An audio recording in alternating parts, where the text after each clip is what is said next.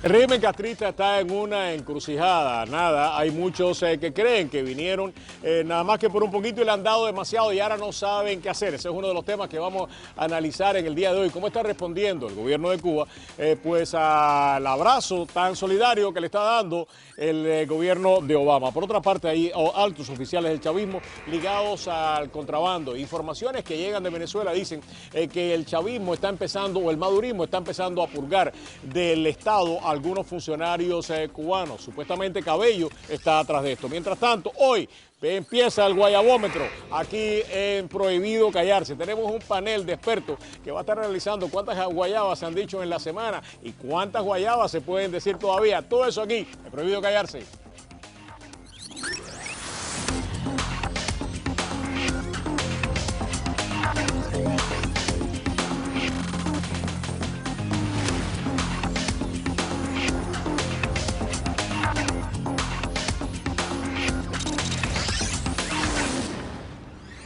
Muy buenas y bienvenidos a Prohibido Callarse. Yo soy Roberto Rodríguez Tejera. Hoy iniciamos nuestro programa con un recorrido por las noticias políticas, tanto a nivel local como a nivel nacional. Y como ya hemos estado anunciando, vamos a estarle adjudicando guayabas a la veracidad o a la no veracidad de algunos de los temas que abordaremos en el día de hoy. Así que para ustedes ya comenzamos el guayabómetro.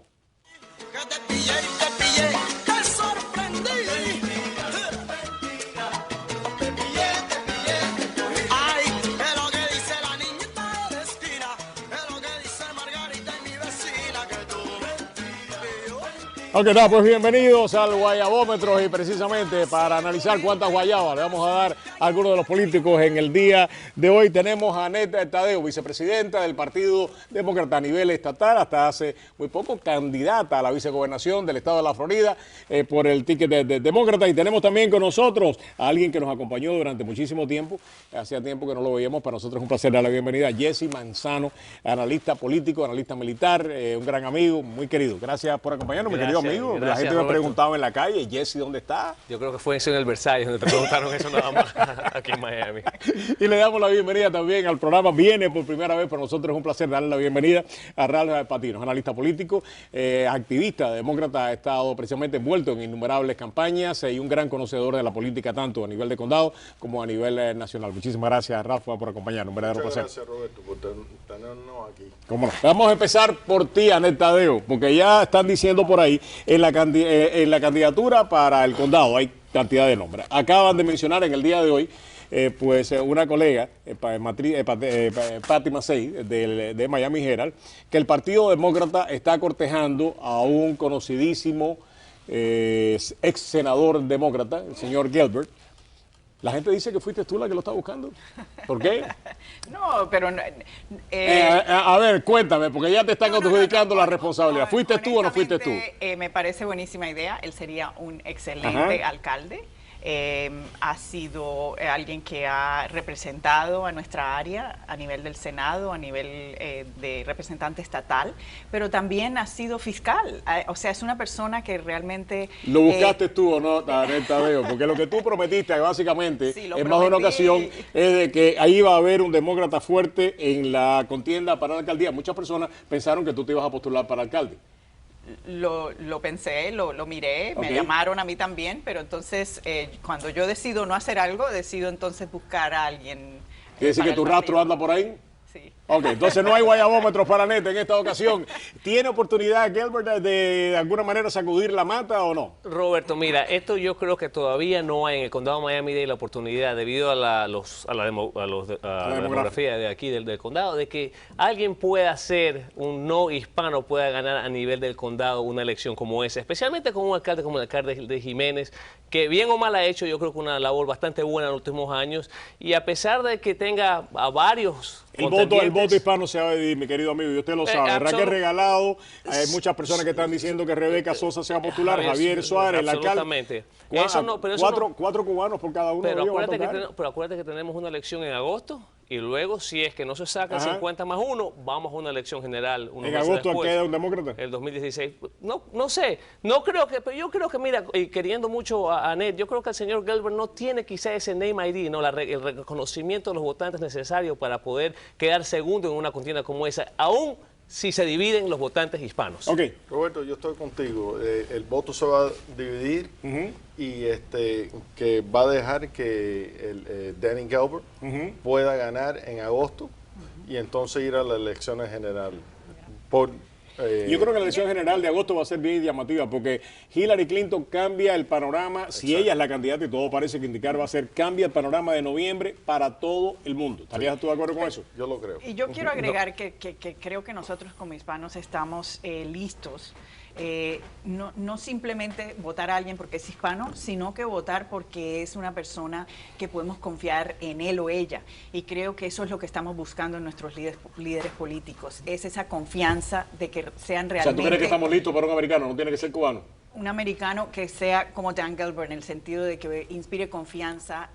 Yo creo que es tremendo candidato, independientemente que no, y además no lo ha decidido todavía. Pati en el día de hoy dice que lo están cortejando, no lo ha decidido, sí, vale la pena decirlo, ¿no? Pero lo importante es que hablaste de Hillary Clinton en el noviembre del 2016, pero ¿qué pasa si es Jeb Bush? No podemos olvidar que un Jeb Bush también cambia un poco la perspectiva de lo que es una elección local aquí en el condado de Miami-Dade, donde él es casi nuestro hijo cubano. Aquí en Miami-Dade, así que es muy importante eso también. Damos el himno nacional inmediatamente. ¿Cuántas guayabas le damos? ¿Cuántas guayabas le damos a Dan Gilbert? No le damos guayaba todavía, pero sí le damos esto. Sí, señores, en cualquier momento regresamos con más guayaba, pero ahora un tema que es bien importante. Jesse no quería hablar de esto. Me dijo, pero ¿para qué tú vas a hablar de Ted Cruz? Nadie en el Partido Republicano quiere a Ted Cruz. Nos meten cada lío tremendo. Y precisamente el lío que Ted Cruz ha metido a los republicanos en este momento es que está diciendo de que él está dispuesto a eliminar fondos que tienen que ver para la seguridad nacional con tal de evitar que los decretos de Obama en materia de migración pasen. Mi querido amigo, ¿qué usted va a hacer con Ted Cruz? ¿Qué hacen ustedes con Ted Cruz? Tenemos que devolverlo a Canadá, creo yo. Mira, no, de forma seria, yo creo que dentro del Partido Republicano seguimos viviendo los mismos problemas. Tenemos un ala un poco radical que lo único que hace es alienar a gente como nosotros, que somos parte de un grupo que está más pragmático con estos temas. Y creo que la decisión de Ted Cruz de poner en riesgo la seguridad nacional va en contra de todos los principios, ya sea republicano o demócrata. Y quiero decir algo que me parece que es importante. Los tres congresistas republicanos aquí del sur de la Florida, tanto Curbelo como Ileana Ros-Lehtinen como Mario Díaz Balart, votaron en contra de esta propuesta de ley cuando estuvo en la Cámara de Representantes. El Senado la ha asumido tal y como la escribieron en la Cámara de Representantes. Y lo más triste de esta ley es que busca deportar a los Dreamers, que si bien es cierto que muchas personas pueden tener objeciones en la manera que el presidente paseó los decretos, llegar hasta este punto me parece de que es además de una mala política pública, es una mala política electoral. Claro, es una mala decisión electoral que, por cierto, puede perjudicar a los candidatos republicanos que se están preparando.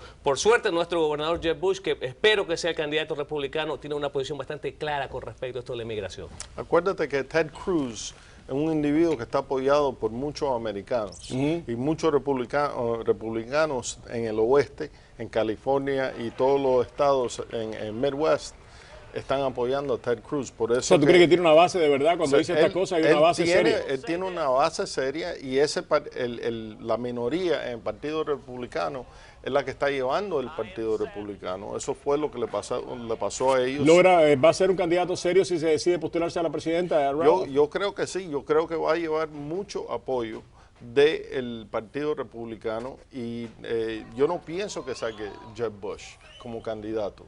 Yo pienso que sea alguien un poquito más radical, alguien que no apoyó del Partido Republicano, que no apoyó la migración.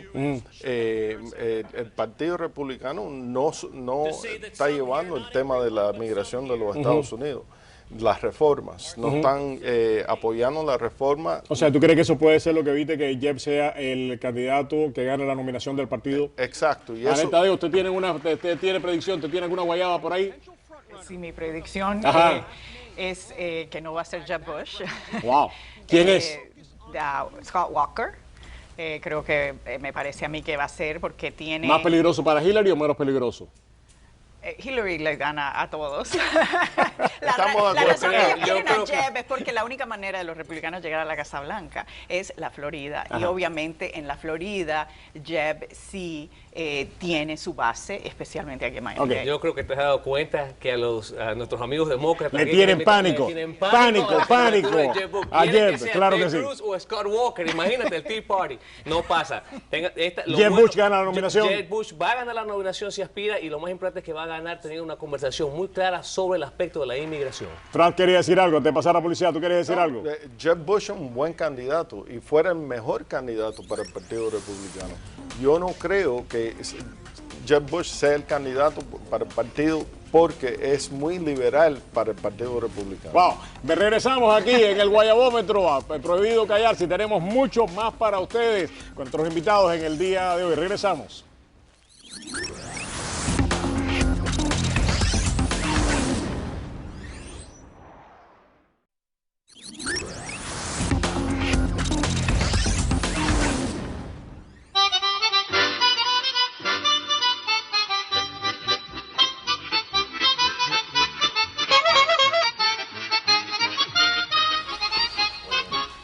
Regresamos al Guayabómetro. Hay temas y hay temas. No, hay un tema esta semana que a mí me parece, nada, que de alguna manera ejemplifica lo que uno no debe hacer. El representante, Frank Artiles, ha decidido revisitar el tema de los baños para personas transgénero. Como ustedes saben, una polémica tremenda aquí en el condado de Miami-Dade, y la comisión del condado dijo, bueno, pues nada, este lío de los baños pueden utilizarlo cualquier tipo de personas, o sea, los transgéneros, estoy hablando. Frank Artiles dice que no, que va a pasar una legislación en Tallahassee donde los baños pues sean nada más usados por las personas que biológicamente tienen el sexo que identifica la cosita allá arriba, ¿no? Mi querida Anette Tadeo, empiezo con usted. ¿Buena idea, mala idea? ¿Le damos le tiramos alguna guayaba por la cabeza a Frank Artiles o no? Todas las guayabas. Toda la guayaba. ¿Por No, qué? Y realmente es muy triste que estamos hablando de esto.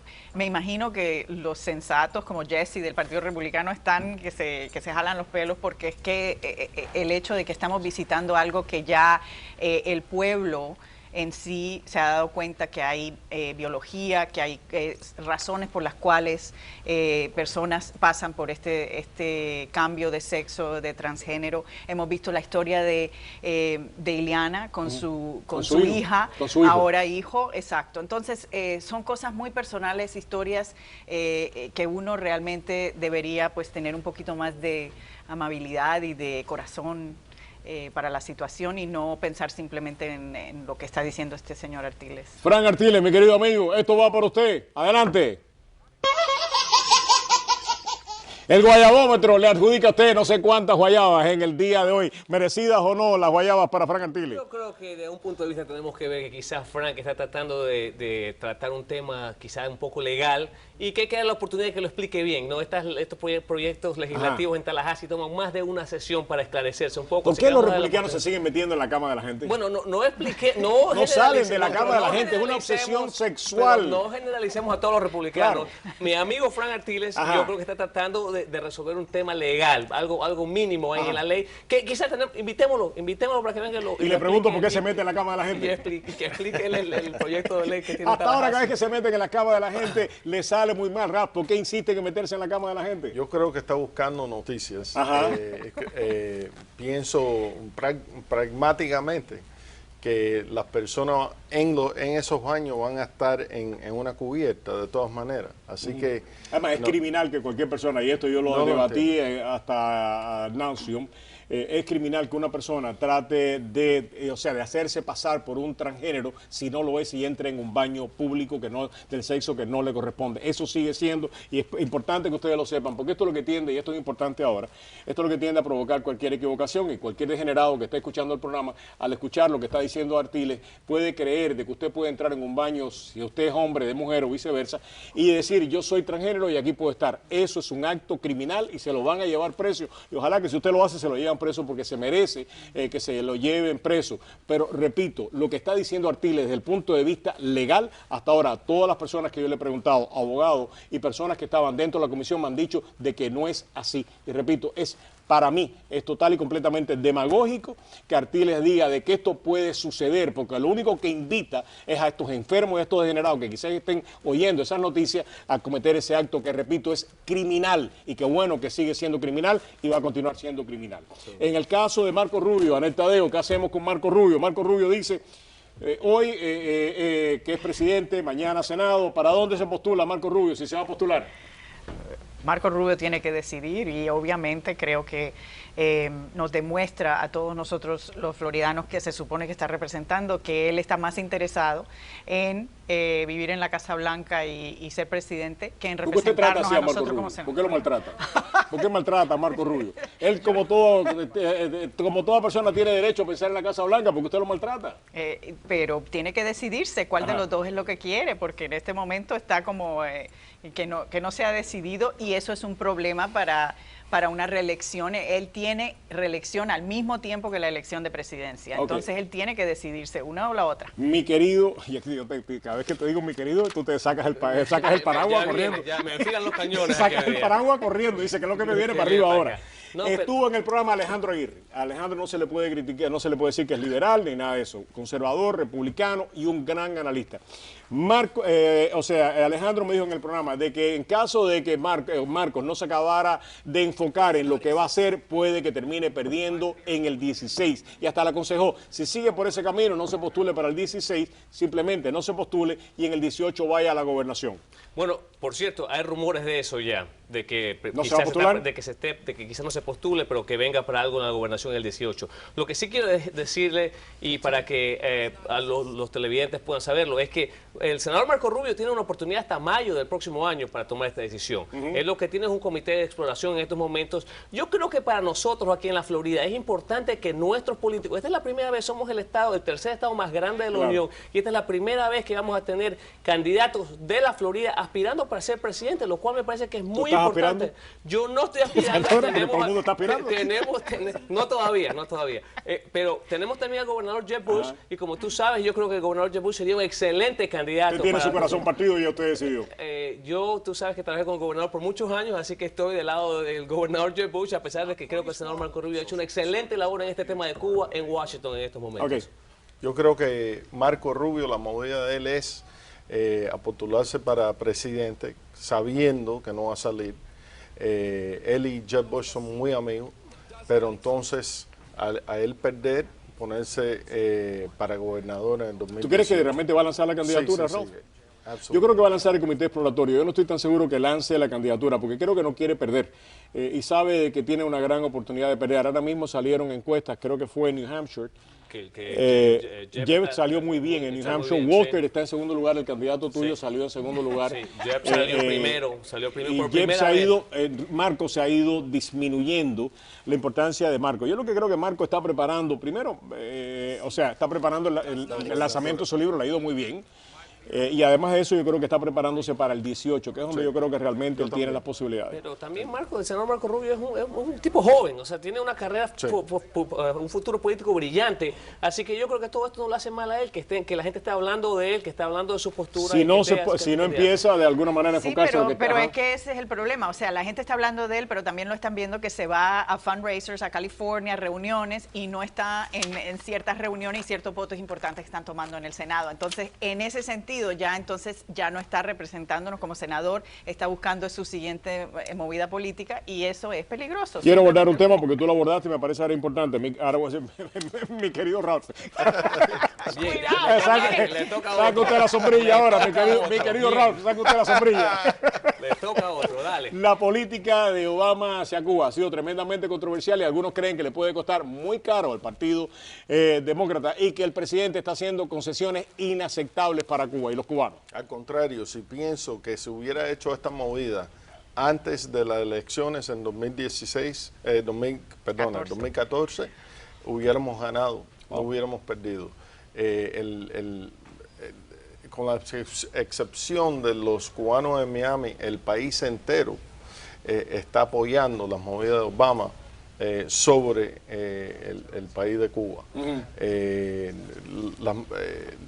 El oeste, el Midwest, el este, el 70% de los... ¿Son buenas esas medidas, tanto para Estados Unidos como para Cuba? ¿De alguna manera pueden conducir a algo? Yo pienso que sí. Ah. Yo pienso que han habido mucha política, muchas personas hablando de que que se le han dado mucho a los cubanos, pero hay que abrir primeramente, y esto es para el pueblo de Cuba, no para el gobierno de Cuba. En estos momentos el gobierno de Cuba no sabe lo que hacer. Están decidiendo lo más rápido posible para poder aceptar muchos de los cambios. Esto va a ser un procedimiento largo, esto no va a ser una cosa que los Estados Unidos va a imponer el sistema de los Estados Unidos en Cuba. Esto se va a demorar 5, 10 años, no para que Cuba sea demócrata, pero para que Cuba reaccione a los cambios. Y eventualmente pienso que tendremos una buena relación con ese gobierno, y no será el gobierno comunista. En el caso de la demografía, tú hablabas de la demografía, sin lugar a dudas hay un electorado cubano que es completamente diferente en el día de hoy a lo que era hace 10 años atrás. Se lo vimos cuando la elección precisamente de Anet Tadeo y de Charlie, donde algunas encuestas a boca de urna dijeron que ellos ganaron la elección, otras encuestas dicen que estuvieron muy empatados. No puede resultar un problema, ¿perdón? Con el voto cubano. Con el voto cubano específicamente. En el caso de esto, ¿no puede terminar perjudicándolos a ustedes? No, yo creo que no, por el contrario, yo creo que sí, esto va a ser algo que va a motivar a la base para salir a votar en contra de los demócratas. En el 16. Sí, y acuérdate que esto no es sobre números generales, es número de votantes, gente que sale a votar, los votantes 4 y 5 que son los que salen a votar. Okay. Si los motivas, ganas. Anet Tadeo, ya usted estuvo en esta elección y usted cortejó el voto cubano. ¿Va a perjudicar o va a dañar el voto demócrata en el 16? ¿A qué usted apostaría? Ya usted lo conoce, usted lo buscó. ¿Qué pasó? Apostaría que no nos va a perjudicar, especialmente porque por fin estamos probando algo diferente, 56 años. ¿Lo va a ayudar? Sí, definitivamente. Okay. Especialmente si nos comunicamos con los cubanos que nos están viendo. Le dije a cada uno de ustedes en una ocasión, mi querida Anet, empecé, después mi querido Bassano y después mi querido Ralph. A todos, muchísimas gracias. Regresamos con este tema de Cuba desde otra perspectiva y bien interesante, porque lo que decía Ralph lo vamos a analizar en solamente unos segundos. ¿Cómo está reaccionando el gobierno de Cuba a esto que ha comenzado en diciembre? Regresamos aquí en Prohibido Callarse y aquí despedimos el Guayabo.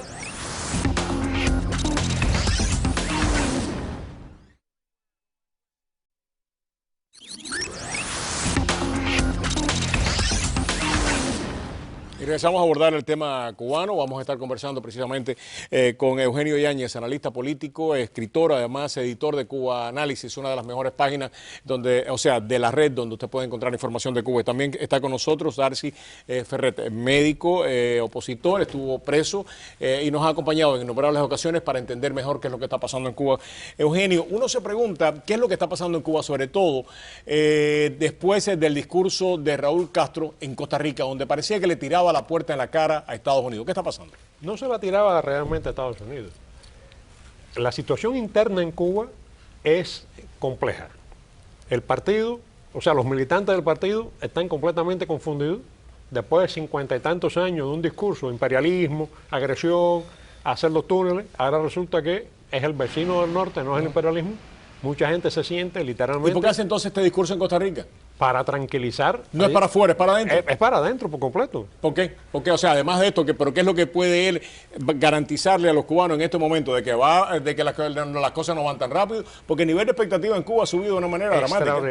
Extraordinariamente. Yo te comentaba incluso que había un comentario, un comentario errado, de que a partir de abril iban a llegar a Cuba 1 millón de turistas norteamericanos por semana. Una cosa absurda, imposible. Entonces, con esas expectativas, con el alboroto que hay en Cuba por todo lo que está pasando, de pronto el que ha sido declarado como culpable de todos los males, dice que no, que abre las manos y que quiere conversar y hacer relaciones mejores, y entonces tanto Fidel Castro como Raúl Castro y todo el buró político, la gerontocracia, el generalato, se asustan, porque la gente está demasiado alborotada con eso. Entonces, para calmarlo, viene primero la reflexión supuestamente firmada por Fidel Castro, independientemente si él la escribió o la dictó, y después el discurso de Costa Rica, y entonces esa militancia de patria o muerte, de para lo que sea, Fidel para lo que sea, la gente del mitin de repudio, toda esa gente, bueno, esto no está tan grave porque mira cómo son las cosas.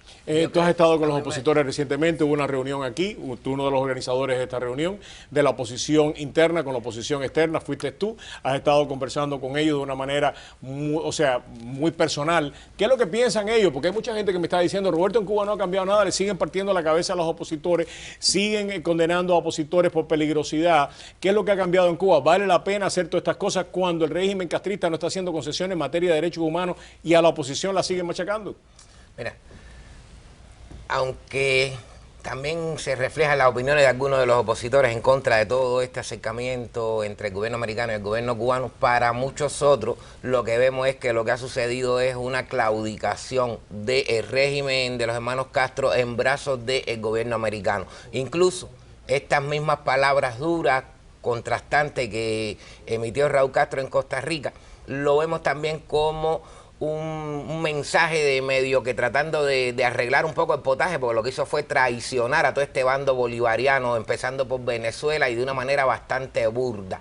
Y claro que la opinión es que todo sí ha ido cambiando, aunque no veamos ahora mismo los resultados tangibles. ¿Es a medio y a largo plazo los cambios?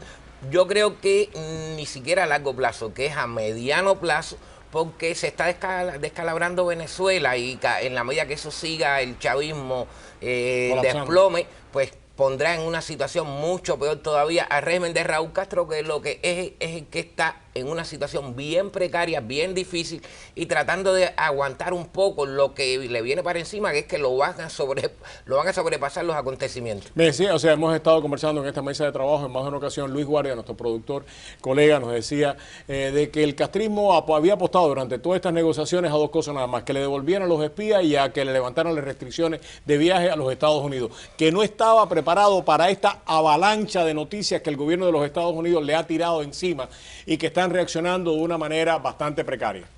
De acuerdo, por completo. Por ejemplo, toda la gritería de que le quiten la ley de ajuste cubano, no le conviene al gobierno cubano que le quiten la ley de ajuste cubano. Que le quiten las 20.000 visas es el fin del castrismo. No solamente es una válvula de escape, sino también cuando llegan aquí se convierten en remitentes de dinero para sus familiares y son ingresos que tiene el gobierno. Que le quiten el embargo, siempre lo han estado gritando y lo que menos quieren es que se lo quiten. Ellos lo que quieren es una flexibilización que le deje, por ejemplo, los turistas y créditos. Y lo demás, que siga como está, para tener justificaciones. Si le quitan de verdad el embargo, se quedan sin justificaciones. Entonces ellos exigían y pedían. Obama les puso delante mucho más que lo que ellos pensaron que le iban a poner. Y ahora entonces están que ni saben lo que van a hacer. Una de las cosas que quisiera preguntarle a ustedes dos, porque lo he hablado con gente que es muy cercana y que tienen una visión de que el régimen cubano nunca fue monolítico, pero que Fidel Castro, como capo de todo,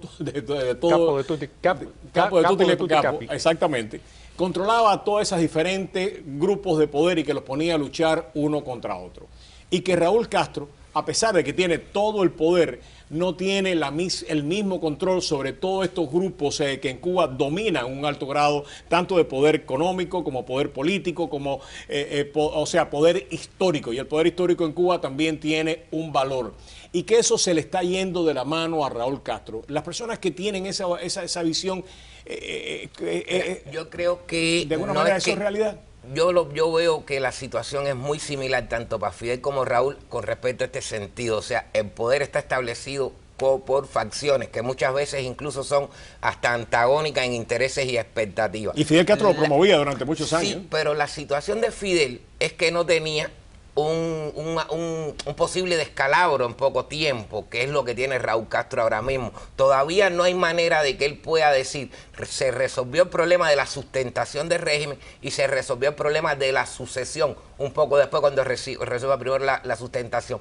Y eso pone nervioso a todas estas facciones que, por supuesto, en un momento determinado, cuando se cierre la situación, van a tratar de salir, de buscar una salida, que no quiere decir ser aliado de Raúl Castro o hundirse al fondo del mar con un Raúl Castro. O sea, se convertirían en los principales enemigos, como al-Sisi y Mubarak en Egipto. Fue una de las cosas que me ha dicho Frank Díaz Poca, con el cual he conversado de este tema. Más de una ocasión me decía, precisamente esta influencia, este poder, este control que tenía Fidel Castro sobre los diferentes grupos de poder, la manifestación más clara de que Raúl no lo tiene, es que muchos de los proyectos económicos, muchas de las medidas económicas, muchos de los cambios no se están llevando a cabo porque la gente no confía en el proyecto de país que Raúl les está ofreciendo, y lo que vemos es un descalabro por regiones, por cacicazgo, por llamarle de alguna manera, y Raúl no puede enfrentarse a esta gente como se enfrentaba a Fidel Castro. Desde antes de la enfermedad de Fidel Castro, cuando publicamos Secretos de Estado, que es ficción, claro, se produce la muerte cerebral. Es un libro que tú publicas con Juan Benemel. Con Juan Benemel.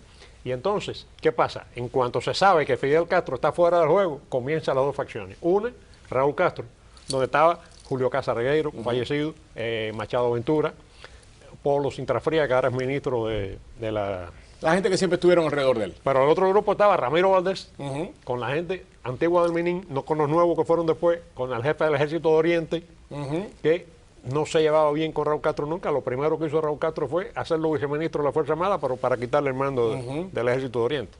Aunque por aquí ha habido gente, lo he oído diciendo que era jefe del Ejército del Centro. No es así, era el de Oriente.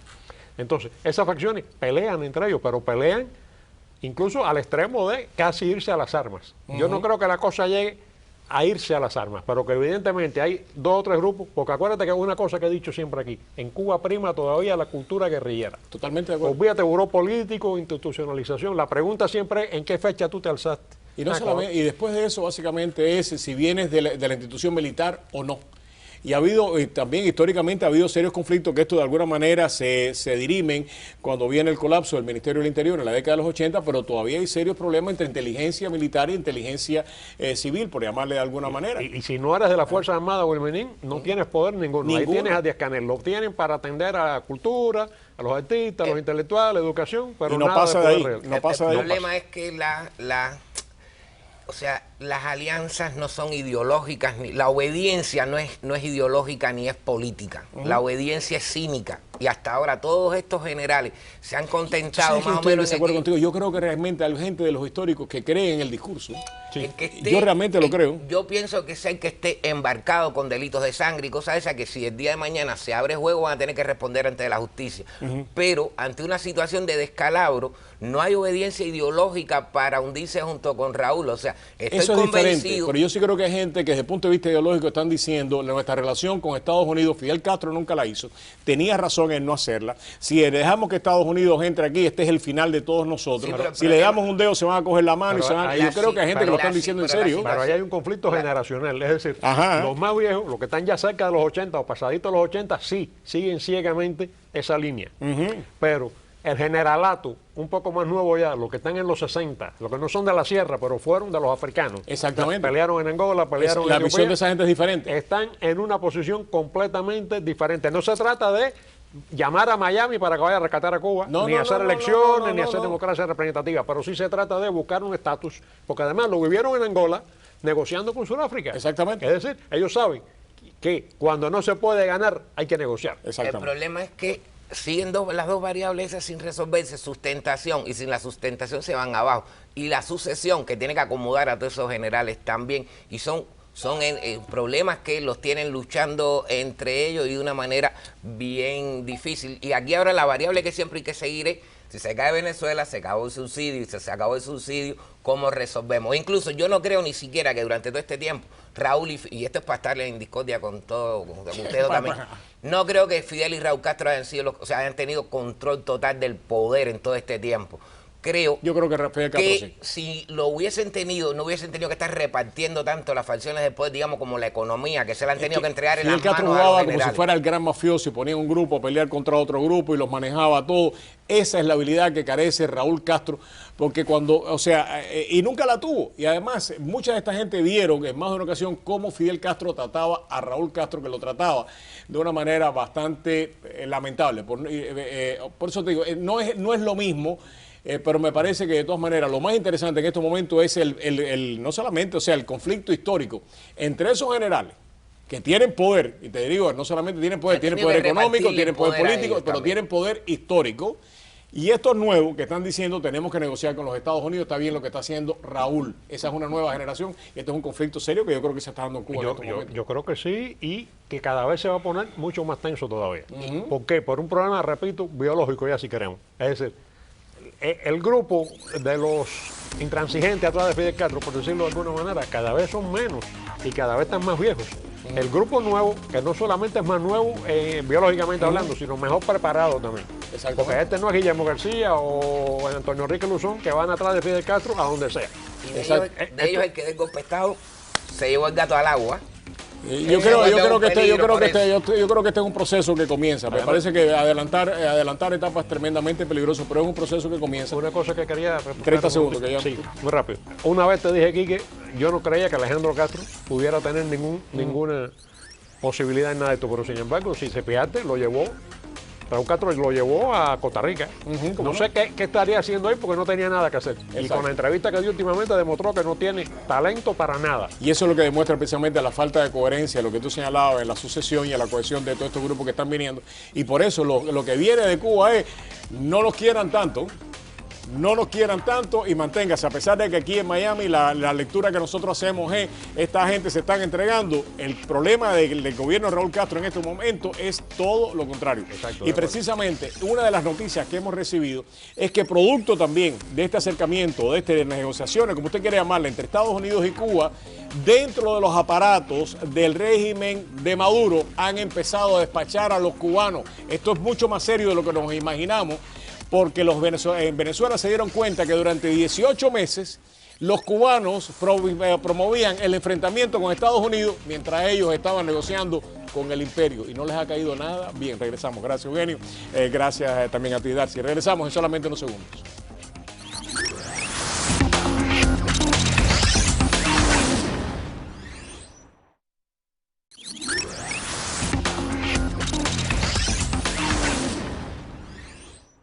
Venezuela tiene la gasolina más barata del mundo.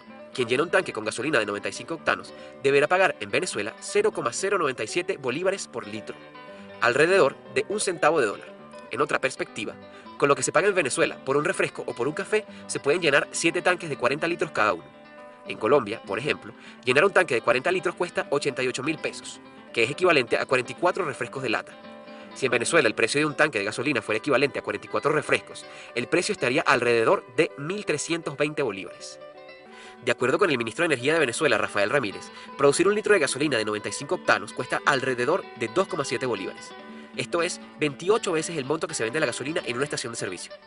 Para entenderlo mejor, cuando llenamos un tanque de 40 litros pagamos menos de 4 bolívares, pero a PDVSA, la petrolera venezolana, producir esos 40 litros le cuesta 108 bolívares.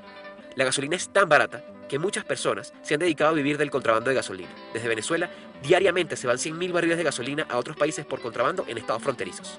Subir el precio de la gasolina parece ser una caja de Pandora para los gobiernos, desde que en 1989 un aumento implementado por el gobierno de Carlos Andrés Pérez en el marco de un paquete económico fue interpretado como una de las causas de una fuerte revuelta civil hoy llamada el Caracazo. El aumento del precio de la gasolina podría suceder pronto. El ministro de Energía dijo que ese tema debería discutirse, dado que el precio actual no tiene sentido. Bueno, y mientras se discute qué es lo que están haciendo los jerarcas militares que están alrededor de Maduro, contrabandear, ellos tienen, han puesto la zorra a cuidar pues el gallinero. Tenemos para analizar este tema precisamente a dos grandes amigos que nos han acompañado en el pasado, José Colina, el teniente José Colina, gracias por acompañarnos. Está gracias también Negar Granados con nosotros, abogado, gracias por acompañarnos. Nada, tú vienes diciendo esto desde hace muchísimo tiempo, ¿no? ¿Cuáles pueden ser las consecuencias de esto? Porque si no lo paran, no hay manera de recuperar la economía venezolana y si lo paran, pues los desórdenes sociales van a ser tremendos. No, sin duda alguna, hemos visto en esa explicación lo que está ocurriendo en Venezuela y lamentablemente la ineficiencia, la corrupción y todo este descalabro que tiene la pandilla de delincuentes que están en Venezuela es lo que ha logrado pues que la industria petrolera haya desaparecido, que como no tienen control ni tienen suficiente conocimiento de cómo manejar la industria y los precios, pues veamos ese descalabro tan feo que es lo que ha llevado a Venezuela pues a ese caos social y yo estoy seguro que no lo van a poder erradicar. Primero, porque quienes controlan las mafias de esas pandillas en Venezuela son los militares, son los que que tienen la mafia del contrabando, son los que controlan absolutamente todo dentro del país y no les conviene salir de eso. Y segundo, porque hay una gran incapacidad de Nicolás Maduro. Por lo tanto, pues lo que vamos a ver es el desquebrajamiento y la desaparición de la industria petrolera y de todo el aparato productivo dentro de Venezuela. Una de las cosas que uno se pregunta, ¿hasta dónde es creíble que este contraalmirante, que es el que tenía que estar cuidando el contrabando, está involucrado hasta el último pelo en el contrabando él mismo? Bueno, pero es que quien maneja las mafias en Venezuela, y tenemos que entenderlo como tal, son los militares. Los militares empezaron a tomar puestos claves dentro del Ejecutivo Nacional cuando ellos no estaban preparados para ser gerentes de una nación como hacer de manera decente, quizás lo hubieran podido hacer de manera incompetente, pero no tenían por qué robarse hasta el último kilo. El problema está en eso, en que ellos no tienen una preparación para hacerlo.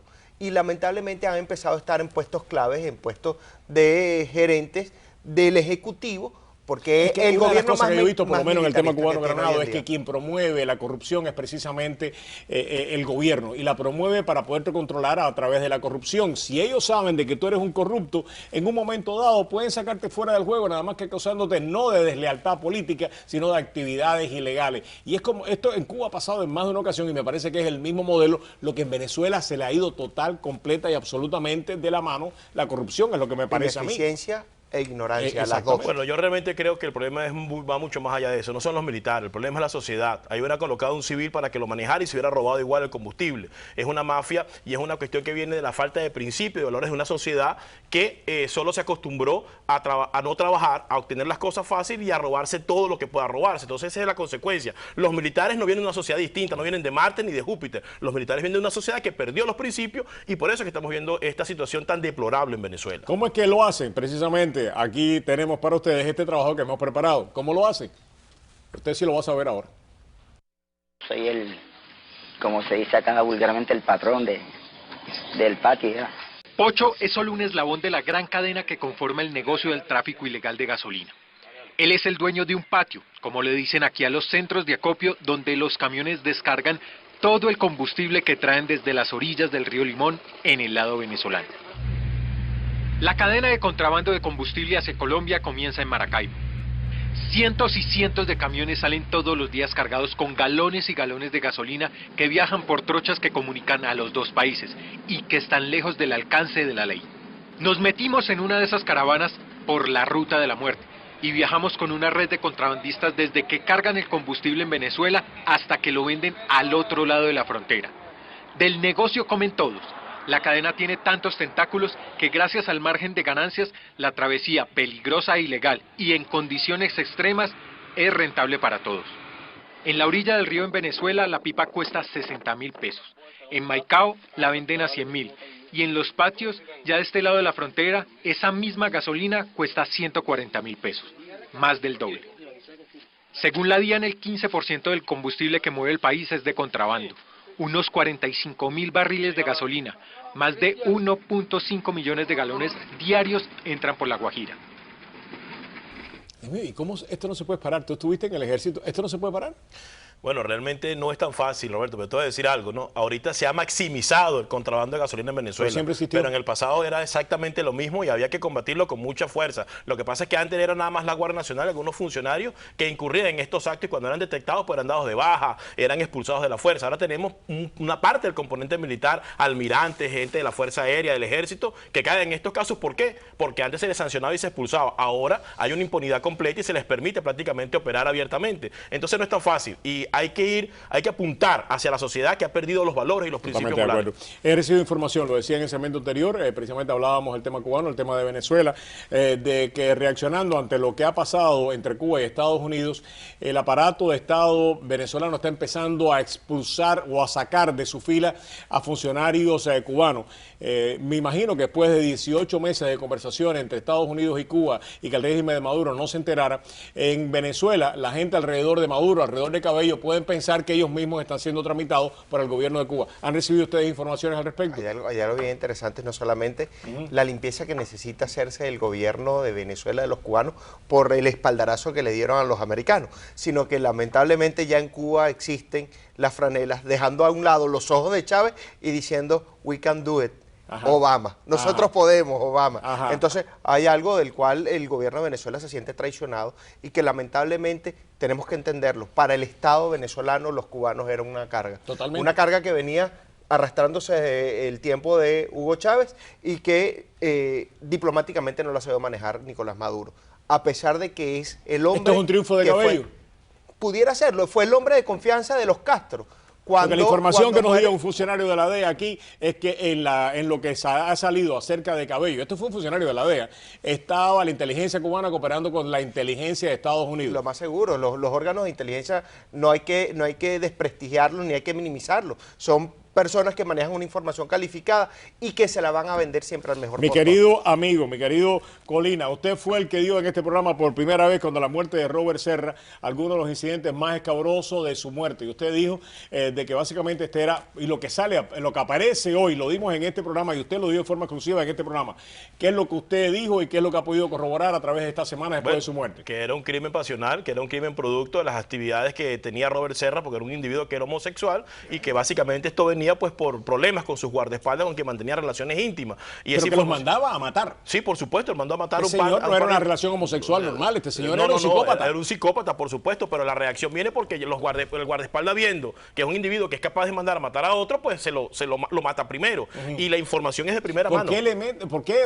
¿Cuántas puñaladas? 60 puñaladas. 37. 37, que fue lo que demostró. ¿Por qué con tanta hazaña? Bueno, porque había mucho odio de por medio, se sentían como traicionados, el individuo se sentía abandonado y eso sucede en los crímenes pasionales. Y la información la da realmente un fiscal que tiene que ver con el caso en Venezuela, que es información de primera mano. Y en el pasado lo dieron miembros de la policía científica, que fueron los que tuvieron a su cargo las pesquisas y realmente dieron los datos iniciales de esta muerte, que quisieron dársela a la oposición o a factores del imperio y la derecha, pero realmente no. ¿Qué es lo que hacen ahora? Porque este hombre lo llevaron al Olimpo de los héroes del chavismo y ahora se empieza a filtrar de que este héroe del Olimpo del chavismo básicamente muere por un crimen, o sea, un crimen pasional producto de su relación con uno de sus guardaespaldas. Hay algo que hay que tomar en consideración y es que criminológicamente, cuando hay un homicidio con saña, siempre la tendencia es a un crimen por pasional.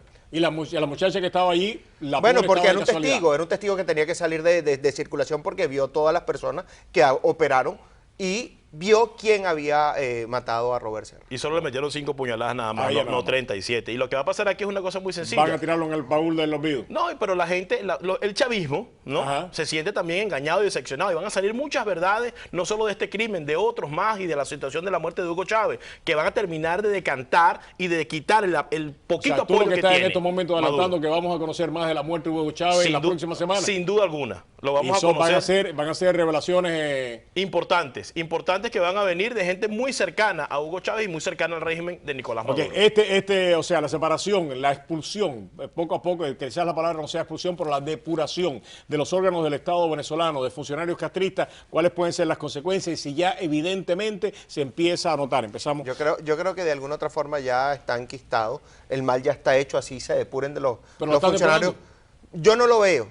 De hecho, el Tribunal Supremo de Justicia firmó un pacto de ayuda recíproca con Cuba, o sea, sobre el sistema judicial cubano que iba a aportar ayuda al venezolano. Lamentablemente ya el mal está enquistado y no hay una independencia de poderes que es lo que se necesita indiscutiblemente para poder solventar un gobierno de crisis como el que tiene Venezuela, no un gobierno en crisis como el que se quiere hacer. La información que yo tengo es que Cabello ha aprovechado la oportunidad para empezar esa depuración y sacar los órganos del Estado de los que él considera que son sus enemigos, no los enemigos de Venezuela, los enemigos del directamente. Yo realmente pienso que la salida de los cubanos del país amerita ese convenio que hay entre Cuba y los Estados Unidos, viene por parte de eso y están aprovechando la situación Diosdado para realmente sacarlo de puntos claves, pero realmente es una retirada del propio régimen cubano dentro del país y la consecuencia la estamos viendo. Están aprobando leyes para ser mucho más represivos, están dando órdenes directas, esa reglamentación para matar en una manifestación pacífica que al principio yo mismo dije que era para apuntar en contra de la sociedad venezolana.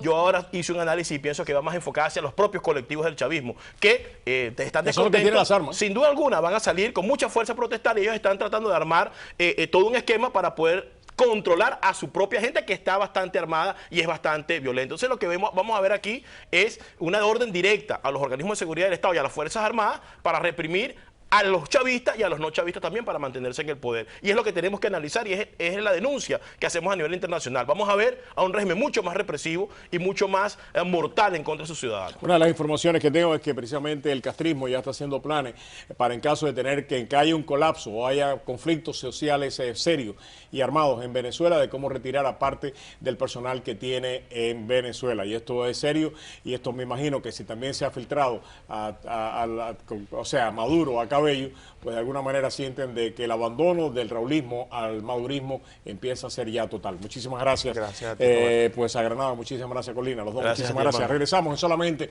unos segundos aquí en Prohibido Callarse.